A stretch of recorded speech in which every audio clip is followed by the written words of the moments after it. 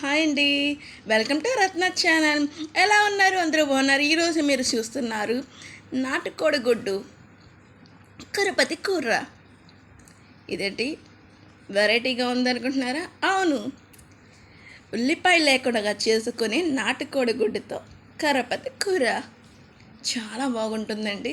చాలా టేస్టీ, ఎటువంటి మసాలాలు లేకుండా హెల్తీ ఫుడ్ అండ్ కంటికి కూడా మంచిదండి.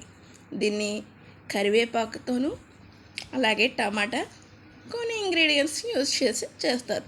మరి ఈ రెసిపీ మీలో ఎంతమందికి తెలుసు? నాటుకోడి గుడ్డు కరపతి కర్రీ. ఇది కంటికి చాలా మంచి, చిన్నపిల్లలకు కూడా చాలా హెల్తీ, వెయిట్ లాస్ అవ్వాలనుకునే వాళ్ళకి కూడా బాగా ఉపయోగపడుతుంది. ఈ కర్రీ మీలో ఎంతమందికి వచ్చు కింద కామెంట్ చేయండి. మీలో చాలామంది చూస్తున్నారు కానీ లైక్ చేయట్లేదండి, కనీసం షేర్ కూడా చేయట్లేదు. ఇది ఎలా కుదురుతుంది?